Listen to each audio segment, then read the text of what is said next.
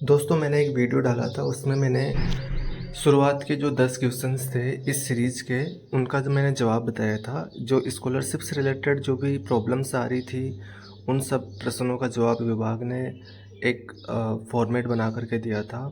इसमें total 21 questions हैं। अब बाकी के जो 10 तक मैंने इसका जवाब आपको बताया था फर्स्ट वीडियो में, पार्ट 1 में। अब ये पार्ट 2 वीडियो है। अब इसके अंदर जो 11 नंबर का क्वेश्चन है उस पर हम बात करते हैं। यदि फॉर्म सबमिट करने के बाद some error occurred please try again later का पॉपअप आता है, जो कि कुछ स्टूडेंटों के साथ में ये समस्या हो रही है कि जब भी वो फॉर्म फिल कर रहे हैं तो उनके उनके साथ में ये वाला मैसेज शो हो रहा है सबमिट करते वक्त कि some error occurred please try again later. ये मैसेज आता है। तो इसका क्या जवाब विभाग ने दिया है? इसका अर्थ है कि स्टूडेंट ने पहले किसी अन्य कैटेगरी से फॉर्म भरा था और अब किसी दूसरी कैटेगरी से वो अप्लाई करना चाहता है।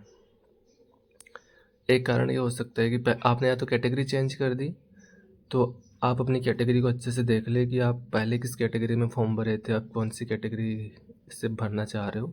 यानी कि हो सकता है आपने कैटेगरी गलत भर दी हो, तो एक बार आप कैटेगरी को अच्छे से चेक कर लें। क्वेश्चन नंबर 12 है, यदि स्कॉलरशिप प्रोफाइल बनाते समय गलत इकोनॉमिक ग्रुप जैसे बीपीएल की जगह एपीएल चुन लिया गया तो क्या करें?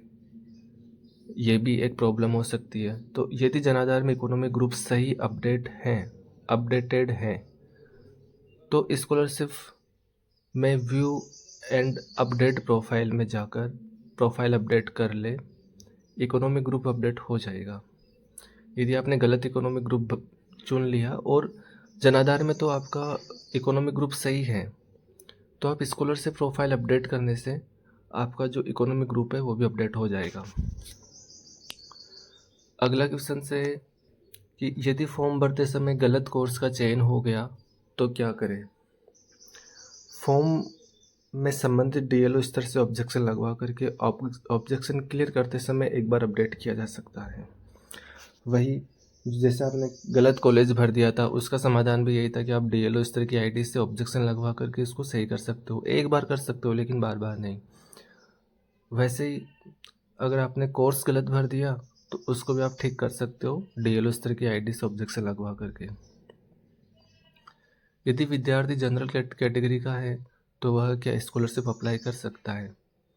हाँ, यदि एलिजिबिलिटी मैच होती है तो वो EBC economical backward classes category से अप्लाई कर सकता है। अब इसकी एलिजिबिलिटी क्या होती है ना, क्योंकि बहुत सारे स्टूडेंट कंफ्यूज हो सकते हैं कि यार इसकी एलिजिबिलिटी क्या होती है। तो एलिजिबिलिटी इसकी जैसे कि बीपीएल में होना चाहिए, स्टेट बीपीएल होना चाहिए। मैं एक अलग से वीडियो बना करके डाल दूंगा अगर इसकी एलिजिबिलिटी चाहिए तो। वैसे तो स्टेट बीपीएल कोई अंत्योदय वाला कोई स्टूडेंट हैं या जिनके फादर नहीं हैं या डाइवोर्स्ड वमेन हैं या डाइवोर्स वमेन का कोई स्टूडेंट है या उनका संतान है या विधवा माँ का संतान है या खुद स्वयं विधवा है, तो कुछ कुछ ऐसी कैटेगरियाँ होती है जो एलिजिबिलिटी रखती है। बायोमेट्रिक रजिस्ट्रेशन के लिए डिवाइस का मॉडल नंबर स्पेसिफिक होना चाहिए। जी हाँ, डिवाइस का मॉडल नंबर L1 होना चाहिए, UIDAI में लिस्टेड होना चाहिए। ये स्कॉलरशिप के जो कॉलेज होती है, इंस्टीट्यूट होती है, उनके लिए शायद ये इंपॉर्टेंट क्वेश्चन है। यदि स्कॉलरशिप प्रोफाइल बनाते समय गलत कैटेगरी चुन ली गई और बाद में जनाधार में कैटेगरी अपडेट हो गई तो क्या स्कॉलरशिप प्रोफाइल में कैटेगरी बदल सकती है? उत्तर नहीं। एक बार प्रोफाइल सबमिट होने के बाद कैटेगरी चेंज नहीं हो सकती, इसलिए इसे सावधानीपूर्वक चयन करें। क्वेश्चन नंबर 17, क्या ओबीसी कैटेगरी का विद्यार्थी स्कॉलरशिप के लिए अप्लाई कर सकता है? जी हाँ, बहुत सारे स्टूडेंट करते हैं। स्कॉलरशिप मिलती भी है ओबीसी वालों को, काफ़ी सारों को मिलती है, लेकिन वो सबको नहीं मिलती। उसके लिए मोस्टली ईडब्ल्यूएस और ओबीसी के जो रूल्स होते हैं वो सेम ही होते हैं दोनों के। और ये वाले जो एलिजिबिलिटी क्राइटेरिया हैं, ये 17 ऐसे क्राइटेरिया हैं, 17 ऐसे बिंदु हैं। अगर कोई इन 17 बिंदुओं में से किसी एक को भी फॉलो कर रहा है तो वो ओबीसी के लिए एलिजिबल है।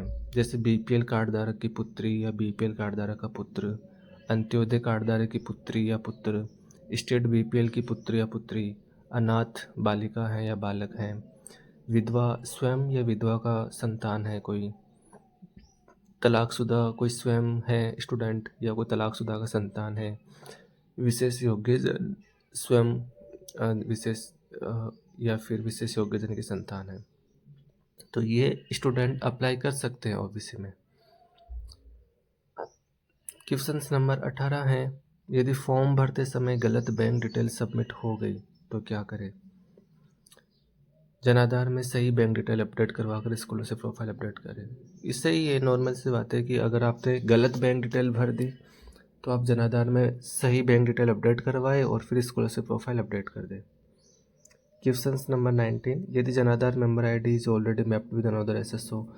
ये वाली प्रॉब्लम तो काफ़ी सारों के साथ में हो रही है। इसका मैंने अलग से 3-4 वीडियो डाला है और जिसने भी नहीं देखा शायद वो अच्छे से वीडियो देख लेता है कि वैसे तो इसका समाधान कहीं से भी नहीं होगा। इसका समाधान डिस्ट्रिक्ट ऑफिस से होगा, डीएलओ सर की आईडी से, और आपकी जनाधार मेंबर आईडी चाहिए होगी।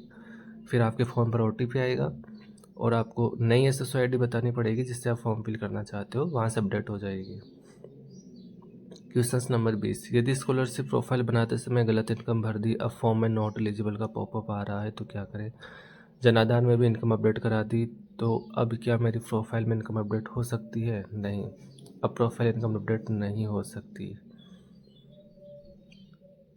क्वेश्चन नंबर 21, स्कॉलरशिप पोर्टल पर स्टूडेंट को इंस्टीट्यूट का नाम शो नहीं हो रहा, क्या करें।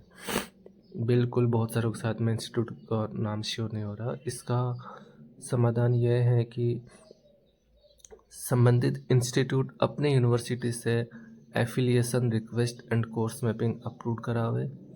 यह सुनिश्चित करे कि affiliation request and course mapping पर ऑब्जेक्शन नहीं हो। ऑब्जेक्शन नहीं होना चाहिए। जो आप रिक्वेस्ट भेजते हो वहाँ पर अगर ऑब्जेक्शन आ गया तो आपका लिस्ट में नाम नहीं आएगा, और सक्सेसफुली अप्रूव हो गई उसके बाद में आपका लिस्ट में नाम आना संभव है। तो ये टोटल 21 क्वेश्चन थे। मैंने 2 पार्ट में इनका जवाब तैयार किया है और लगभग सभी तरह की समस्याओं का इन्होंने जवाब दिया है। अब कोई और ही समस्या बची होगी आपकी, कोई अलग समस्या आ रही है फॉर्म फिल करते वक्त, तो आप कमेंट में बता सकते हो कि क्या समस्या है। उसका भी हम कोशिश करेंगे कि उसका जवाब ढूंढ करके आपको बताएं।